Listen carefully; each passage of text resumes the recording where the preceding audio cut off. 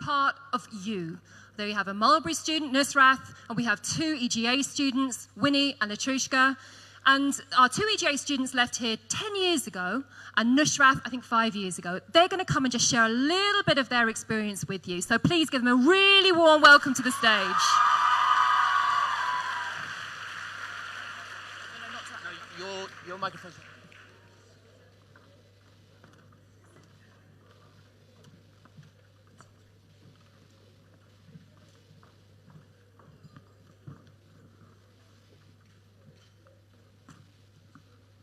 Hi everyone, I'm Latrushka. I was here in 2009 when Michelle Obama came and spoke to us all. I was one of the girls who was fortunate enough to present to her about some of the leadership sort of activities that we were doing at EGA at the time. After EGA, I have gone on to study chemistry and a master's in drug discovery and development, and I am now working as a senior analyst on a clinical trial database in London, Victoria. So that's me.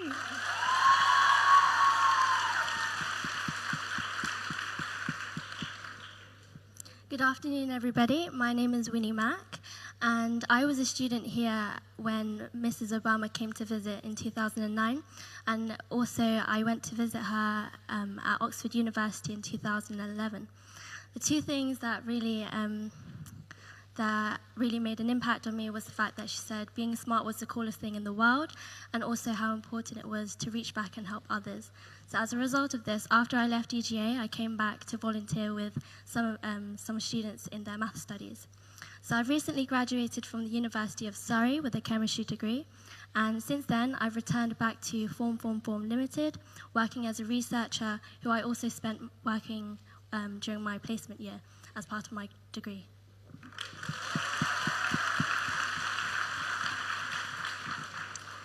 Hello everyone, my name is Nusrat Hassan. I'm 21 years old. I first met Mrs. Obama in 2015 when she last came to London for the UK launch of Let Girls Learn at Marlbury School for Girls.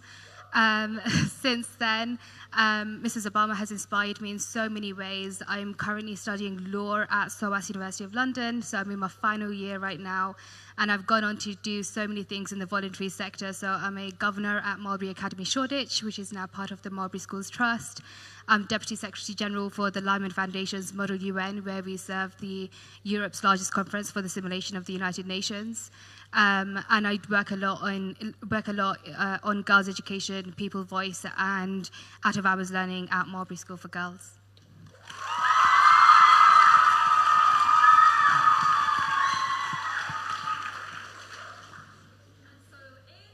2009, Miss Dibb was head teacher. She's our executive head teacher now. So we're going to ask Miss Dibb to come to the stage. So can we give a big welcome to Miss Dibb?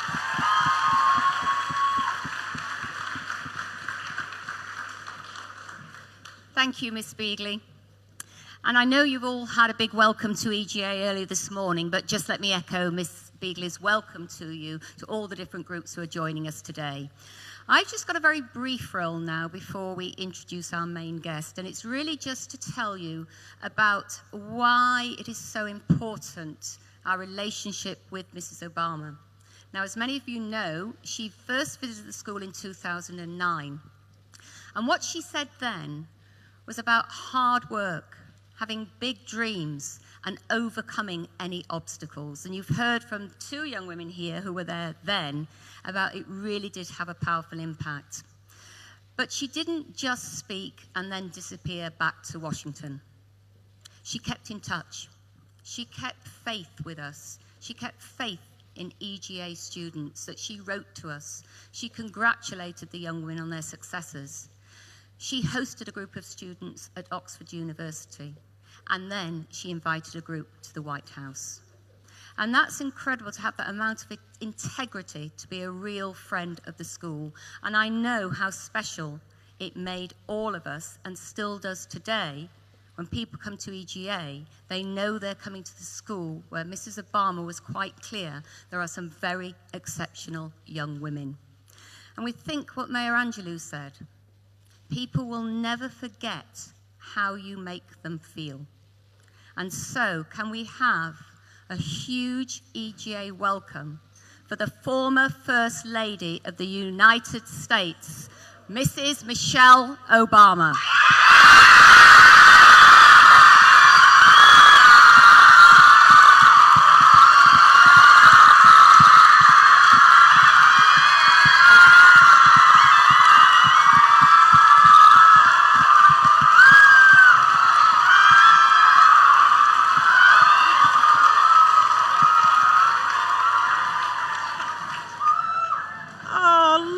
You all. Wow. Was that a good enough welcome? Yeah. Yeah. I think so. Yeah. Okay. Well, you know, Mrs. Obama, don't you, how important your visit to us in 2009 was. What impact did it have on you? Oh, wow. Well, the visit set my course in one of my initiatives to work on girls' education. It was after that visit that I went back and I said, we have to find a way to have these conversations around the world, because meeting with the girls here and the girls at Mulberry just reminded me of how much talent and how much courage and how much hope there is in our girls who are struggling to do everything right when they have so much working against them. So from that day, we started shaping at the time was our Let Girls Learn initiative, and we had a tremendous impact at that level. And then when I left the White House, we just relaunched what we're calling the Global Girls Alliance. And all of that work that we're going to be doing to try to advance education for girls around the world started right here. So there's that. On a personal level, I was just moved, touched, and inspired, as I always am, by the young people I meet around the world. It gives me a level of focus and determination in the work that I do when I get to see you all up close. And as I said, then you remind me of me. And all the fears and all the challenges that you face. And you guys give me a sense of comfort, because being First Lady, it wasn't the easiest job in the world. But I got strength from your hope in what I could do for you. So I will always be emotionally connected to these institutions and to these girls around the world. So thank you all for that. Thanks for giving me that. And for us to feel that we helped to shape all the wonderful work that you've done since then is incredibly powerful, and the message that just in small things, great things can come. We never know what is going to come of one small event. But that's enough from me, and I know that the three young women here, who you met earlier on backstage, have got lots of questions for you. And so proud of them. Yes. They've been brilliant. You all are just young women in the world doing exactly what I knew you'd be doing. So I'm so incredibly proud of all of you, really. Well, thank you very much, actually. And talking about education, we always talk about classrooms and our experiences and what we can do for young women. Can you tell us more about your experience as a schoolgirl and what it was like, especially to go to university, to Princeton, as one of the very few young black women there? Well, as many of you know my background, I grew up in Chicago in a working class community. My parents weren't wealthy, so we didn't have the resources to spend on fees at private schools. We went to the neighborhood public school, and I went to public school my entire life. And I was always that student who wanted to get A's. I wanted to do well. I enjoyed learning. I enjoyed excelling. But what I found out is that when you're one of those kids in a community where not everyone has the same goals, I found myself having to walk a bunch of different lines. There were some kids that didn't like kids who were smart and got good grades. There were some kids who criticized the way I talked. They said that I talked like I was white, which was another way of saying that you think you're better than other people. So I had to contend with, how do I get my education when I'm surrounded by people who may have different expectations of me. And those just weren't the kids in the neighborhood. There were teachers I had to confront, teachers who underestimated me every step of the way. Even when I applied to Princeton, I write about in my book, and I tell this story all the time, even though I was at the top of my class and I was a class officer, I was a leader, when I sat down with my high school counselor, somebody who didn't know me but was assigned to work with students to help them apply to college, and I told them my intention was to apply to Princeton, that counselor told me, I don't think you're Princeton material. The person whose job it was to help young people reach their dreams when it came to college saw me, and whatever she saw in me told her that my dreams were too high. And that cut me in a way that even though I continued on, I applied, obviously you know I got in, but I still remember that story. I remember that feeling of doubt, just another adult sort of placing a barrier on me that I didn't even have for myself. So then to enter into an elite school when your high school counselor has told you you're not good enough, when all of society sort of looks at kids of color or kids from poor communities or rural communities as not belonging. I, like many others, walked into that school with a stigma in my own head.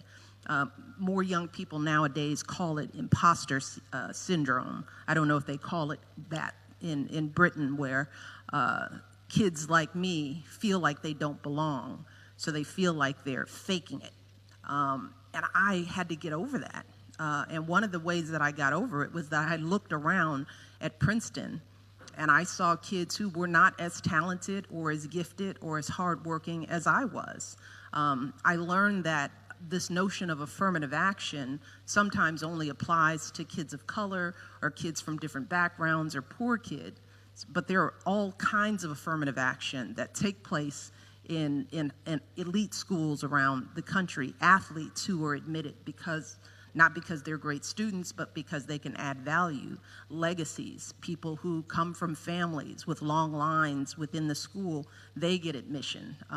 So I started to realize that the doubts that I had in my head were all mine, and I had to work to overcome that question that I always ask myself, am I good enough? And I write about that. That's a question that has dogged me for a good part of my life. Am I good enough to have all of this? Am I good enough to be the First Lady of the United States? And I think that many women, and definitely many young girls of all backgrounds, walk around with that question. But how I overcame that is how I overcome anything: hard work. So whenever I doubted myself, I just told myself, let me put my head down and do the work, and I would let my work speak for itself. And I still find that I do that. I still feel that at some level I have something to prove because of the color of my skin, because of the shape of my body, because of who knows how people are judging me. But it takes some time and it takes some maturity to start having some successes under your belt where you realize, yes, in fact, I am good enough. So I had to get out of my own way, first of all, and realize that I belong just as much as anyone else. So. And that counsellor has a lot to answer for. But for the young women who wouldn't have had your determination, they could have been completely put off from applying. And I know, Latrishka, you wanted to ask something about that, didn't you? Yes, definitely. Something that I remember about your visit in 2009 and your speech that you made was the importance of your education and how that has put you in the position that you are today. And for me, as a young working woman, I know that without my education, the way that I look wouldn't necessarily get me to the places that I am today and the things that I'm achieving. But I just wanted to ask you about kind of increasing diversity in those top universities, because, you know, I feel like sometimes there are barriers that we put in front of ourselves that make us think we're not worthy of the best education there is. So what do you think we can do to encourage young girls from sort of modest backgrounds to push those barriers and to get into those schools? Well, part of what we have to do is expose them to the opportunities. all kids can only dream things that are known to them. So if they don't see elite colleges, if they don't get access to them, if they don't know these places exist, if they don't know that women like us are out there doing the work, they don't even know what to dream of. Princeton for me was really only on my radar screen because my older brother applied because he was an athlete. He was a good student, but he was also a very good basketball player. So he was recruited as one of those scholar athletes that these universities are looking for. And I knew my brother, right? And I knew I was smarter than my brother. So I thought, well, if he can get into Princeton, I know I can get in there. But I don't think I would have even considered Princeton because I didn't have anyone supporting me. That's why our visit to Oxford was so important. I think that colleges and universities, and I think more of them are doing this, they have to do the work to start reaching out to kids very young. Because as you know, if you're really going to compete in those institutions, kids need to start having a vision of that when they're in 8th grade and 7th grade. I always mess up the equivalent, but before you get into high school, because a lot of times in order to even qualify, you have to take a certain set of courses. And if you don't know that you need 4 years of math or a couple of years of a language, if you start out high school not realizing that you need to build up just a set of courses and experiences to even qualify to apply, sometimes kids don't apply because they've missed the boat. So I think we have to start working on that pipeline much earlier. We can't wait until somebody's 2 years out of high school ready to go to college. We need to start talking to them early. And that includes not just conversations, but visits. You know, kids need to be able to walk around these hallowed halls and sit in the dining hall and learn what it feels like to live in a dormitory and to sit in a lecture. You know, we need to expose them to the terminology of these schools. I found that when I went to Princeton, you know, things like we had precepts. And what was a precept? Well, it was a small discussion group. I'd never heard of that. I'd never heard of a syllabus because we didn't use that language in the public school system. Even some of the sports were, you know, intimidating because they weren't ones that I was familiar with. And we can easily and cost effectively expose kids to more opportunities sooner. And I think that that's the beginning of starting to change the vision of what's possible. And that's really interesting because, Winnie, I know you were particularly interested in talking about what you as young women who've been successful could actually do. So have you got a question for Mrs. Obama? So I know in 2009 you said it was very important to reach back and help others. Mm-hmm. And I was just wondering, what other ways can we be helping younger students?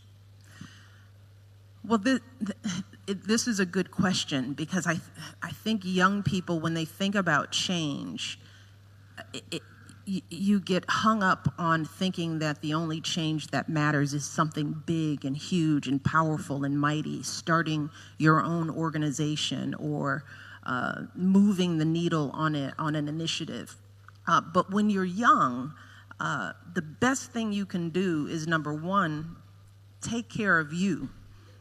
Because you are the best asset you can invest in at this time. So that means taking care of your space, your health, your education, protecting your heart is an important investment for the bigger picture. And then think about who's around you. Who can you really influence? And everyone can influence someone.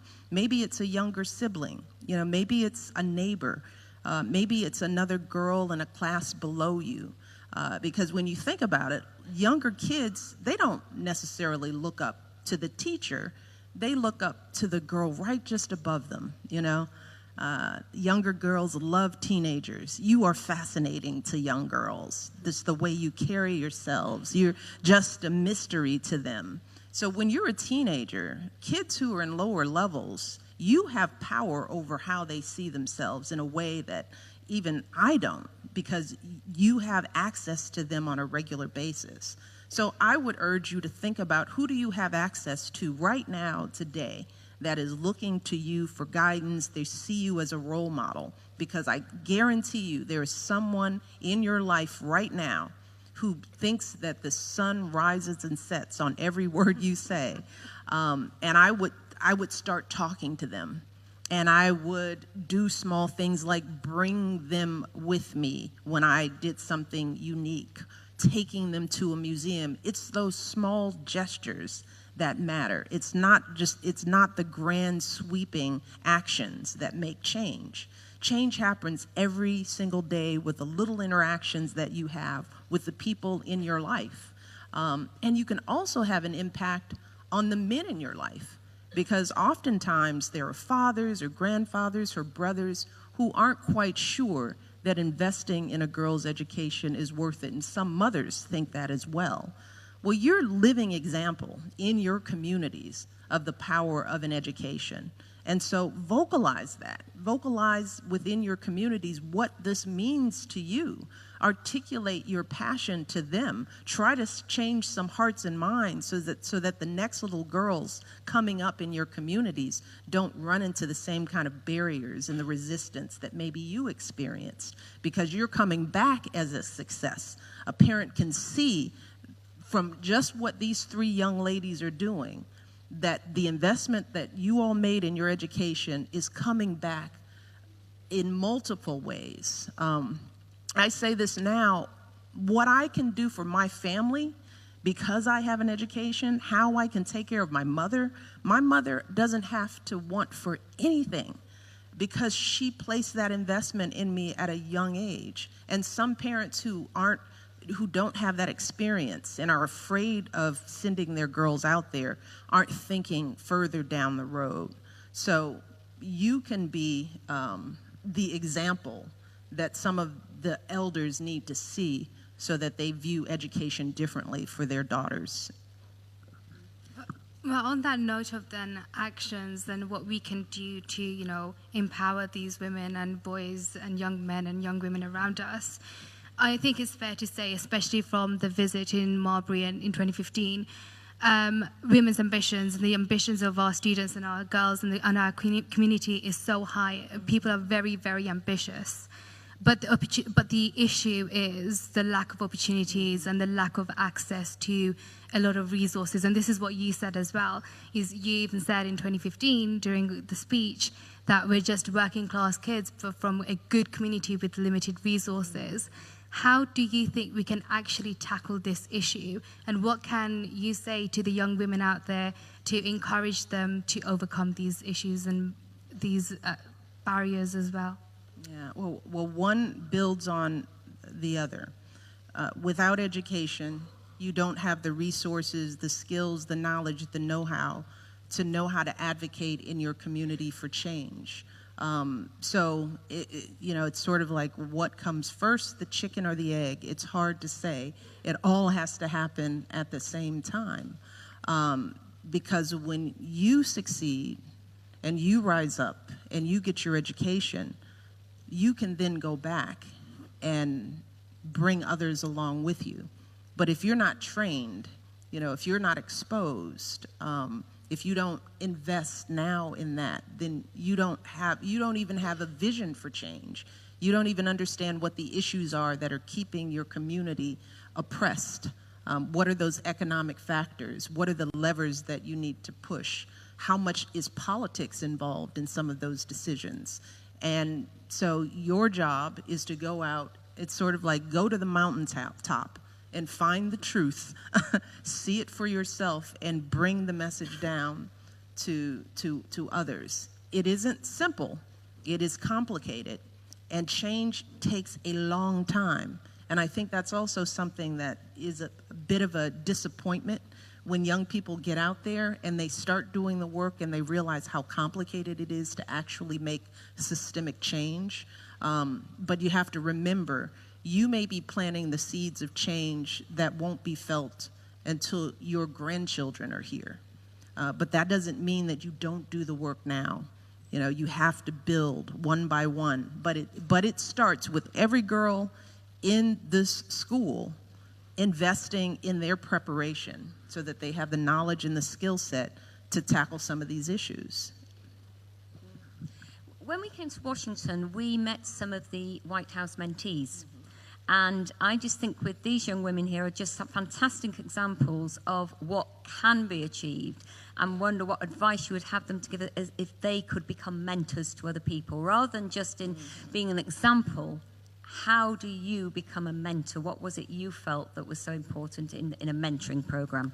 Well, I mentor because I was mentored.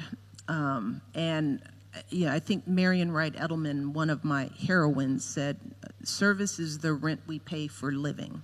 And I feel the same thing. I feel like when someone invests in me, as many people have, what I write about in my book is that I didn't get here on my own. I didn't get here because I was some miracle kid that had dust sprinkled on me and things just happened. There were people in my life who saw potential in me, people who didn't have to make the investment, who held a hand out and showed me the way. And some of them were much older than me. Some of them were people who were my peers or people just ahead of me. So I am a product of the generosity of other people's mentorship. So the expectation of myself is that I give that back. And it's also selfish of me that I mentor, because I get a lot out of it too. I mean, one of the best things I do is spend time with younger people because they keep me focused. As I said at the top of this conversation, you all keep me clear and focused. I feel fulfilled in helping you achieve your goals. It's the most fulfilling thing that I do, is to watch another person benefit from something that I help them do. I'm not here to compete with people. I'm here to continue to lift people up. So I think my hope is that the support that I've shown you and others have shown you, you will find it in you to show that to someone else.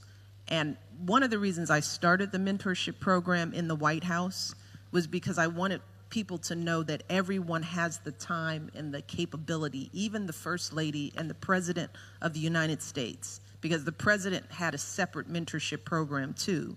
And we connected our mentees with senior people throughout the White House, from the Chief of Staff to the head of the household to Secret Service agents.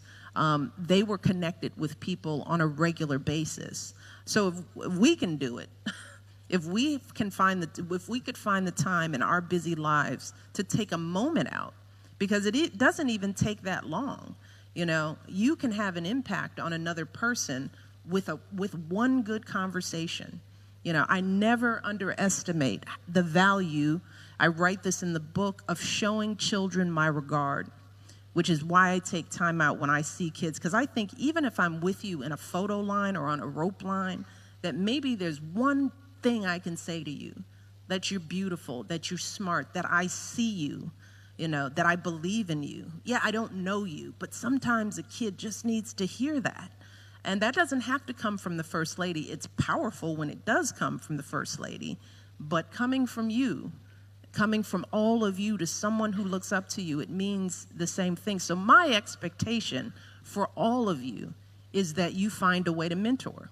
And maybe now is not the time, but at some point in your life, when you get to a place where you have the space, my hope is that you make that time and that you continue to look for the mentors in your life, because I still look for mentors, even today.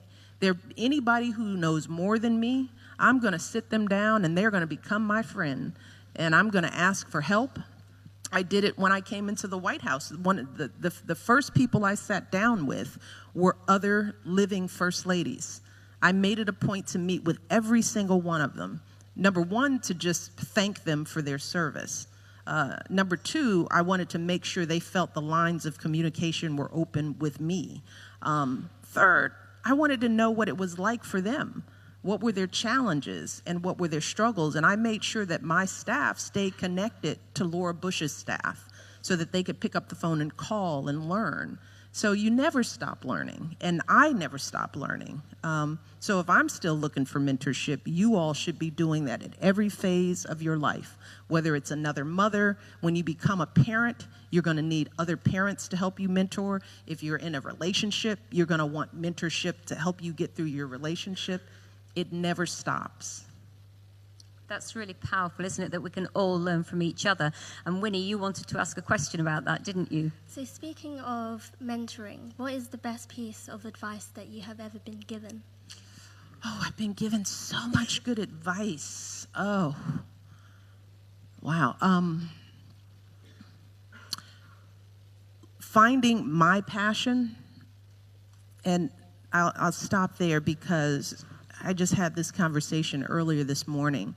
You know, one of the challenges that formal education places before young people is that you're taught to figure out what you want to be when you grow up, right? And you're given titles, right? And there's a finite set of them. A lawyer, teacher, a researcher. You learn those titles. And then you do the work to get to those titles. And then you get jobs and you have careers. What I learned was none of that has anything to do necessarily with who I am, not what I want to be. What do I care about? How do I want to wake up and invest my time every day? What brings me joy? What makes me sad? We don't teach that in school. But I learned to try to find that for me and turn that passion into my career. And that was some of the best advice, because that's when I learned that I didn't want to be a lawyer, because I'd never taken the time to think about why was I going to law school. I was going to law school because I thought I should be a lawyer, not because that's who I was. That's not, it wasn't that work filled me up. So I had to learn how to do that, and that required networking and exposing myself to more people and more jobs and more careers and more opportunities. And as a result of that, I became an assistant to the mayor in the city of Chicago. And then I went on to run a nonprofit organization, and I went on to be an associate dean at a university, and I went on to be the vice president at an academic medical center. And my life just started opening up in ways that I never predicted, because I started asking myself that one simple question, not what did I want to be, but who did I want to be, and how did I want to show up in the world. And if you all can get the jump on starting to ask yourself that question as you, go after your careers, if you're starting to think about what kind of work will bring you joy, because if you find that, you're going to do well at it, and everything else is going to fall into place, and it did for me. So that was some of the best advice I got. And really important, because we're all going to be working for a very long time, so we need to actually enjoy what we're doing. Now, Latrishka, I know you had something to talk about friendship, didn't you? Yeah, friendship and role models, female role models, really. So for me, the most inspiring person in my life directly and my role model is my mother, just because I know she came from, quite a tough background, and she worked incredibly hard to get where she was and give me a better life. And I know for you, you've said similar things about the impact that your mother's had in your life. So I just wanted to ask you about the importance of female role models, strong female role models in your life, and also perhaps about your female friends and how that kind of sisterhood has helped and impacted your life, and the importance of that for young girls like myself and everyone here. Well, you all know something about sisterhood here, right? Just a little bit of something.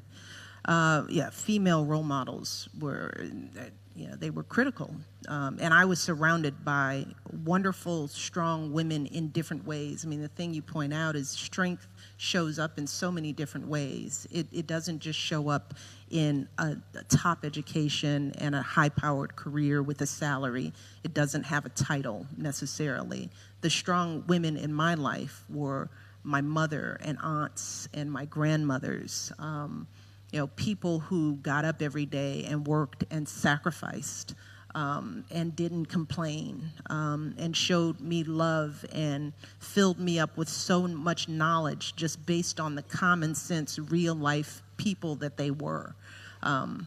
My mother is the most important woman in my life, without a doubt.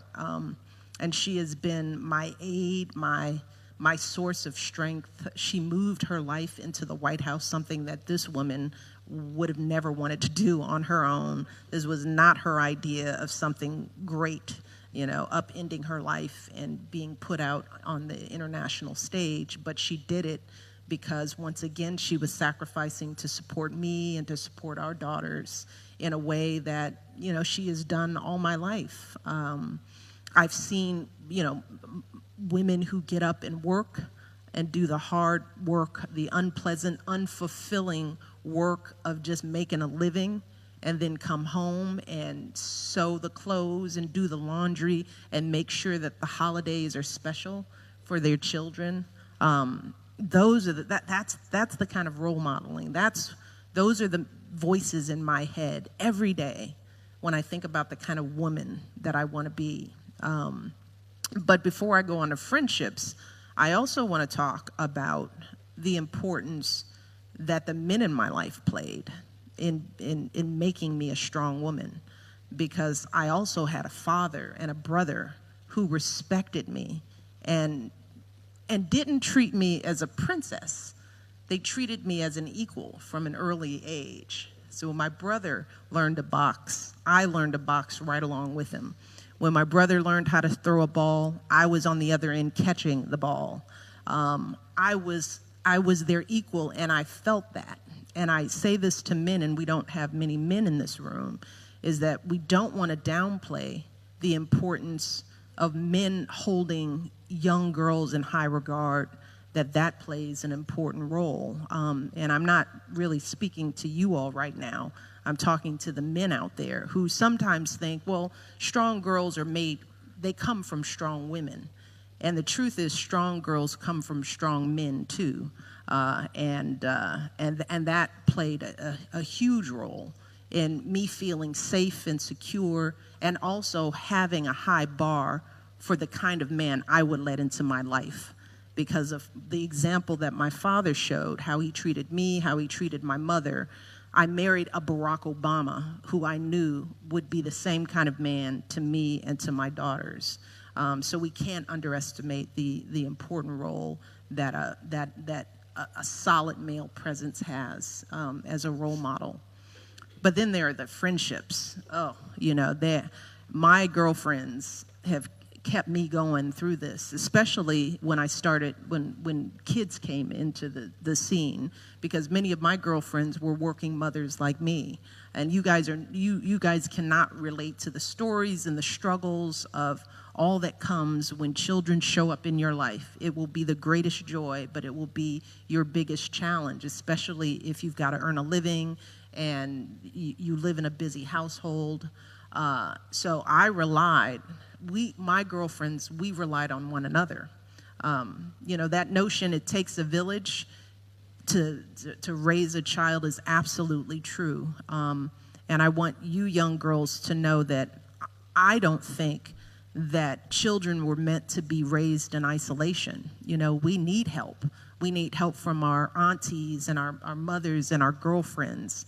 But we also have to learn how to ask for that help. And sometimes we're socialized as women to believe that you have to do it all on your own. I've done none of this on my own. I've done this with the help and support and love and emotional encouragement of other women. And on that note, I want you all to start practicing that kind of sisterhood, if you're not already, which means that we as women, we don't have the luxury of tearing each other down. You know, we just simply don't have the luxury. There are enough barriers out there. There are enough people out there ready to tear us down. So our job as women, as much as we can, because no one is perfect, is to do our best to lift each other up. And to do that, you have to start practicing now in your friendships and the way you treat other people. You know, there's no room for mean girls and cliques and social complications that naturally come at your age. I want you all to be mindful of that as you grow and start practicing that now with one another. Find somebody who's struggling and help them. You know, don't hold them down. Don't put your foot on their neck. You know, if you see another girl alone or isolated, you never know what they're going through. Keep that part of your heart open to each other because you're going to need it, and I still need it. So that's one thing that we can do better as women, is that we can take better care of each other. And I hope you all are practicing, and if you are already practicing, you continue to do that.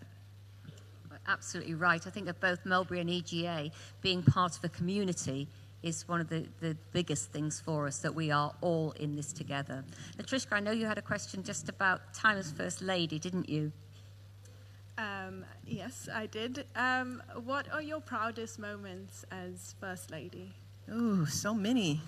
Well, this relationship that we've built together is really one of my biggest sources of pride. When I was walking here, I saw that you have framed all the letters that we ever sent back and forth, and that warms my heart as well as my staff. We looked at that and almost broke out in tears. But this relationship is special. Raising my daughters and having them turn out sane because it wasn't a guarantee. We put them in a tough situation. They grew up with the harsh light of the international judgment on them as they were your age. You know, imagine being your age and having your father criticized in public, or having every word you utter or everything you post watched and analyzed. Imagine having your first boyfriend plastered all over the tabloids, or going on prom with men with guns, you know, or trying to go to your soccer practice and people are taking pictures of you because of who you are. You know, at the very age where they needed to just blend in, they couldn't, because we forced them into a light that made them stand out. So I spent a lot of my energy being vigilant in trying not only to, you know, make sure that I had substantive initiatives that were making an impact, but I also had to be mom to them first and foremost, and make sure that they felt like they had the attention of their mother while their mother was giving attention to the world. And I'm glad we're at the other end of that for them. So that's a source of pride. I think I'm proud to the extent that there are any young people who look at the work that we've done over the past 8 years, or past 10 years now, I'm losing track, and they see different possibilities for themselves. You know, I can point to initiatives and numbers and statistics and, you know, people that we helped and, you know, policies that we changed. But truly for me, if there's anyone out there who sees a different possibility for themselves as a young person, and they act on that because of something that we did, that's, to me, where real change happens. Changing a life, potentially, saving a life in some instances, that's what I'm proud of. And just to add, I think you are someone who you've really practiced what you preach. you think education is the most valuable thing to young women, and here you are in a school, and as you were 9 years ago, inspiring us. So, yeah, it's just... I absolutely believe that education is the key, not just for young women, but for people in general. Knowledge, the opportunity to mature, to try new things, to meet new people, to be open to different cultures. You know, a lot of the problems that we have in the world come from lack of knowledge. You know, people who are just underexposed to all the different ways there are to be human. And we judge people based on our limited understanding of the world. And I always try to hold out empathy for those who are in that position, because I know that it's based in a place of ignorance. Sounds like a harsh word, but it's the appropriate word, just not knowing. You only know what you know. And sadly, if your worldview is this small, and you know no one else that looks or think differently from you because you didn't have the chance to be educated or to travel or to see the world or to have your ideas challenged and to learn how to be analytical, you know, then it's understandable that you would be afraid of something different from you, you know? But the only way we break through that is to educate ourselves and to educate the next generation. You know, to open them up to new ideas. I mean, you have to learn how to be a critical thinker. It doesn't just happen. So someone can't analyze what Brexit means if they don't know how to think critically about the issues. You know, if you're not a strong reader, if you can't take in huge amounts of information and break it down and have it make sense. You won't even know when things are good for you or bad for you. So yes, I absolutely believe, and particularly for women and girls, because women still raise the next generation. You know, that's just sort of the sad part of this. Women are at the heart of all society. We bring life, we raise life, we nurture life. We feed our families, and if we don't know what to do, if those mothers raising children don't know how to keep them alive or not expose them to diseases or to feed them when they're hungry, if they can't raise a living to bring resources in, we all struggle. So it would seem to me that if we want to solve anything, any major issue that you can think about, climate change, terrorism, poverty, inequality, it starts with an education. You know, I don't know how we do any of it if people don't know what they don't know. You started off the answer to Latrishka there about you're really proud if you've had an impact on people, if you've made them think differently or you've brought about some change. So you must be incredibly proud knowing the impact you've had not on just the young women here today, but whole years and years of EGA girls, of Mulberry students as well, and of course across the world, because when you spoke at EGA in 2009, we know you were speaking to young women across the globe. So you must be hugely proud of your achievements, Mr. Obama. But now I know that these young women have got lots more to say, but what we're going to do, we've had a conference today, yes. And Sarah Beagley is going to come and talk about the conference that we've had, because it's excellent. Really, really important in things you've been saying. And she's going to ask you 3 questions that have risen out of this conference today. So, Sarah. Yes, Mrs. Obama, we spent all morning discussing themes of belonging and diversity. And actually, so many of the things that you've been talking about, girls, echo exactly the things that we've been discussing in here. So it's a wonderful connection between our conversations and the conversations here. So thank you so much for that. We've got 3 questions. Where's Kira? Where are you, Kira? Can you stand up? There she is. Kira's question was, From your experience, what do you think has been the most effective way of bringing about positive change in a community? My husband says this all the time, and many great leaders have said it. Change doesn't happen from the top down. It happens from the bottom up. When people in the communities are viewed as assets to the problem rather than part of the problem, and when their power and abilities are harnessed to make change in that community. When that happens, you're more inclined to ensure that the change will last, because the people who are impacted will be invested in it.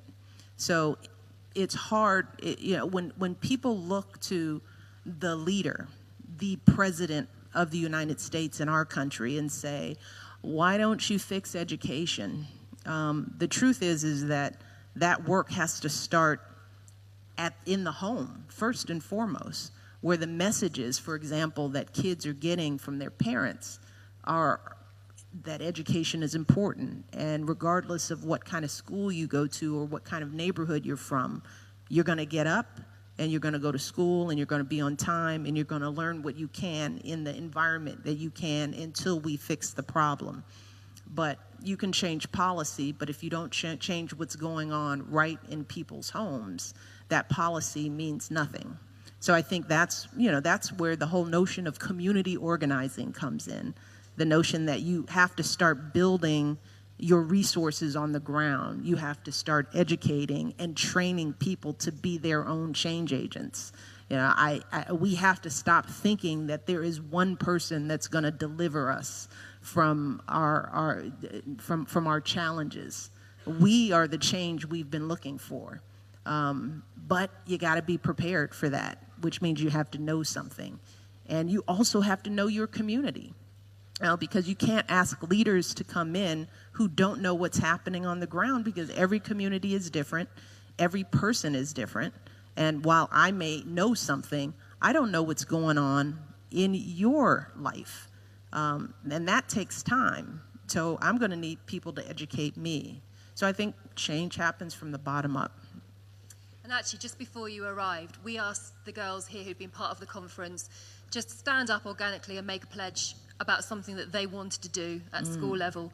And it was overwhelming that we had to stop because we just didn't have time for all the pledges. Excellent. But it was absolutely wonderful. And that Excellent. is, you are the change starts with you.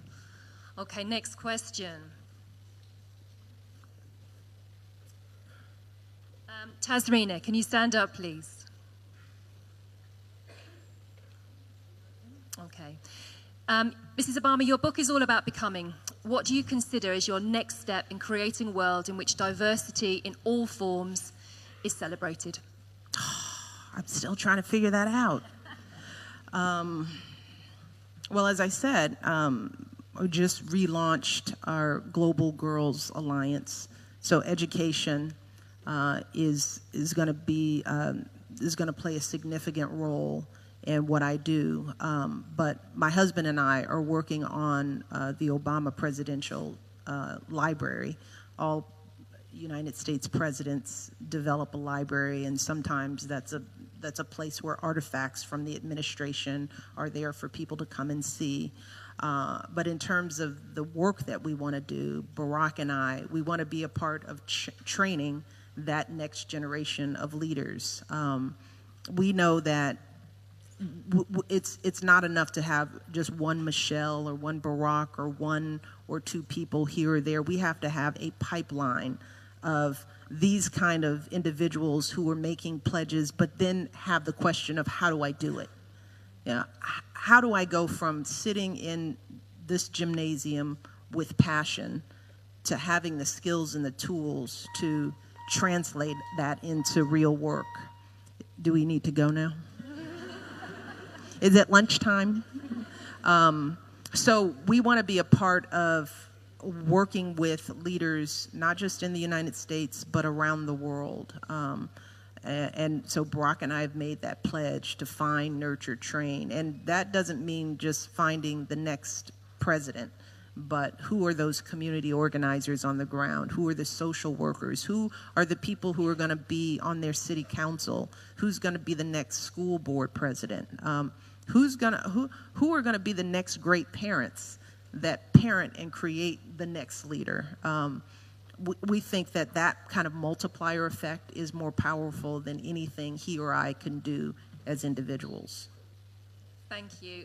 And Milto. Okay, Milto's question. How does it feel to be a symbol of hope for young women in a world that can sometimes feel against you? It's scary. I don't know.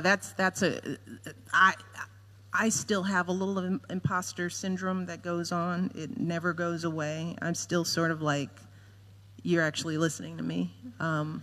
It doesn't go away. That feeling of, well, I don't know if you all should take me that seriously. I'm just Michelle Robinson, that little girl on the South Side who went to public school. What do I know? I share that with you because we all have doubts about our abilities and what we can do with our power and what that power is. But it goes back to my feeling that if I'm giving people hope, then I'm good with that responsibility. So now I just have to make sure that I am accountable and that I hold myself up in a way that earns that hope and that trust. Because my feeling is we don't have any choice but to make sure that we elders are giving our young people a reason to hope. You know, that's why when people talk about my motto, when they go low, we go high. You know, in these times, people have asked me several times, do you still think that that's true in light of what's going on, the bitterness, the nastiness that we see in politics and the challenges that the world are facing and the issues we have around immigration and diversity and accepting one another? And my answer is, what choice do we have? It's our responsibility to have hope and to act with hope and to lead with hope if we want our kids to model anything better. So I think that's not a choice. That's not a role I can abdicate easily. It's I've been given too much not to do something with that. Do we have time for one more question? We do. I can be here all day. Really? They Okay. would drag me. The people back there are the reasons I have to They might leave. get cross with me, but Yeah, we're but going we're to do good. one more. Okay, Latina, do you want to stand up? Okay. Oh, she's right at the back. There she is. Yeah. So in politically unstable times, what do you see as the main challenges and opportunities for minorities and underrepresented people? Oh, that list is so very long. Inequality, ignorance, racism, homophobia, all of that. But I think the one challenge that we have, at least I know in our country, is harnessing the power that we do have and not relinquishing that. And by that specifically, I mean voting. In our country, no matter where you come from or what your income is or what your political affiliation is, every American has one vote. But there are people who use that vote every time, and then there are people who don't use it at all. And sometimes those folks are the ones who can least afford not to use it. Maybe because of lack of education, maybe because people are just too overwhelmed by the challenges they're facing to actually get their motivation and their plan together to vote every time they have to, whatever the reason. We saw in our country in this past presidential election, huge numbers of young people who did not vote, huge numbers of Hispanics and African Americans who didn't vote. The people who are the most oppressed sometimes feel the most disenfranchised. They don't trust the system. They don't believe it will work. And that's one of the reasons why in this past election, rather than campaigning for a candidate, we invested time in trying to educate people about the power of voting and to try to make voting feel as sexy and as interesting as tweeting and taking a selfie. Because we tend to do that well across cultures. Everybody knows how to use an iPhone and how to click a selfie, but not everybody understands that voting is how change happens in democracies. And until we overcome that and we get beyond that, where our percentages of voting go up and they're more representative of the populations that are being governed, we will struggle. Because people who vote for their interest. And if the only people in our country, for example, who are voting are older people in their 60s and up, that's who the country will work for, even if that's the minority.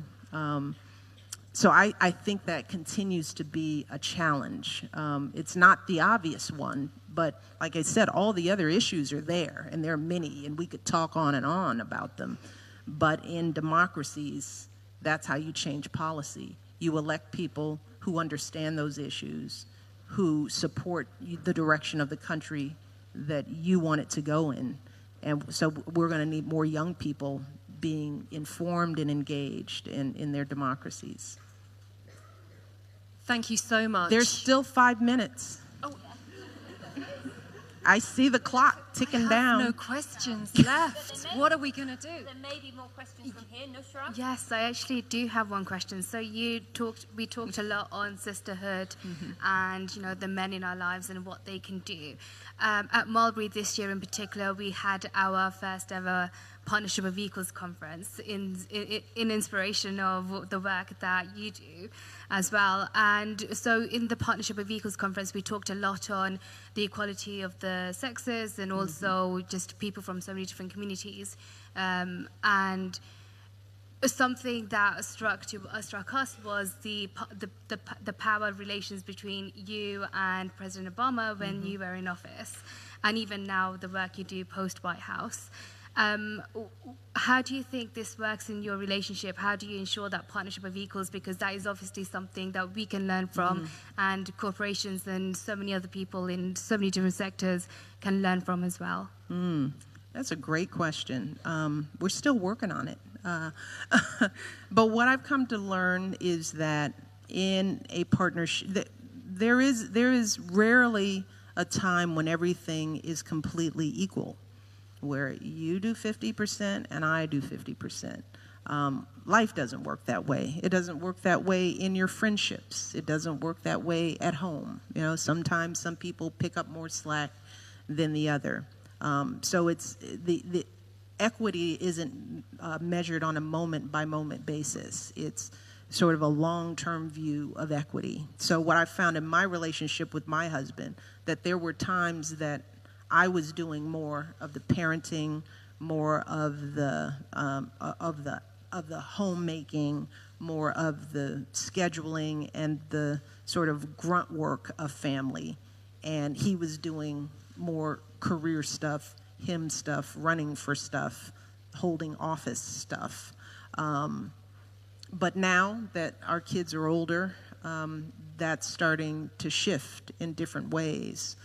So one of the things I've been telling to women in particular, what I have found is that it is difficult to have it all at the same time, that there's oftentimes a balance that goes into life.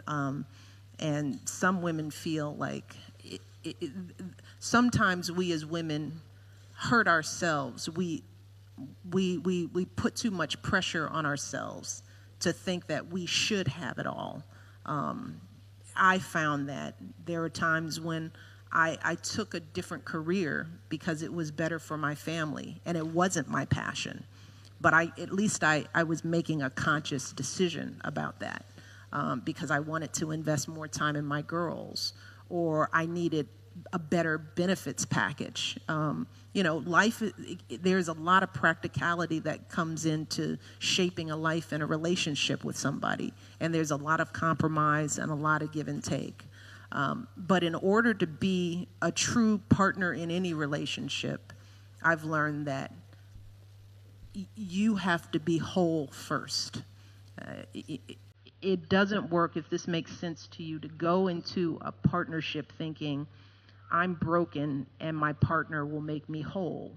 So it's sort of like love doesn't fix the problems that you have inside, that you are a better partner if you work on yourself, if you know who you are, if you know how to earn your own living and to take care of yourself so that if something goes wrong, you can be an equal.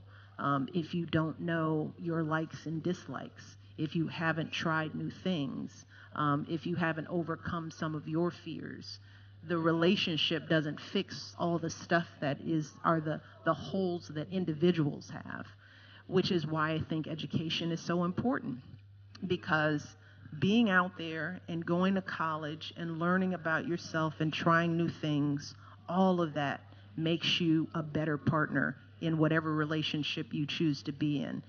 It doesn't work, if this makes sense to you, to go into a partnership thinking, I'm broken and my partner will make me whole.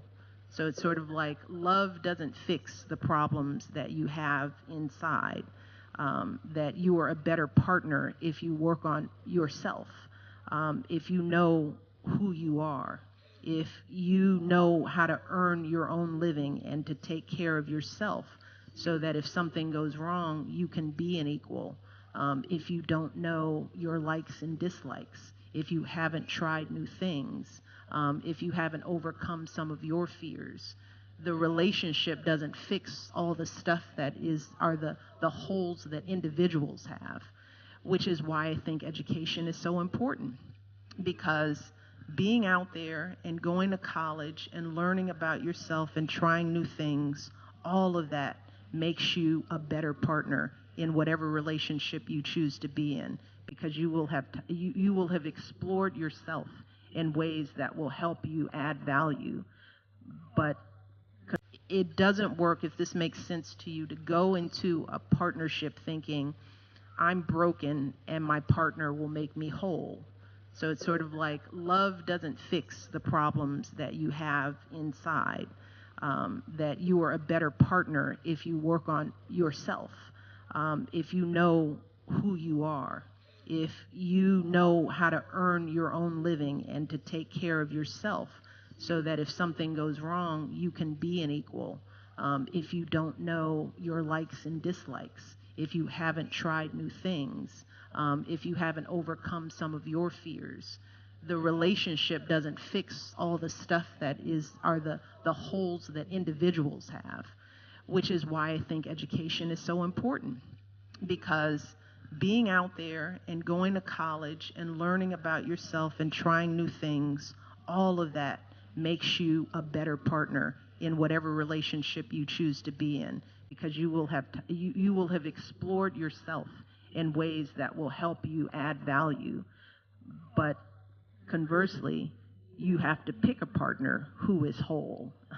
You can't fix necessarily a broken person just because you love them.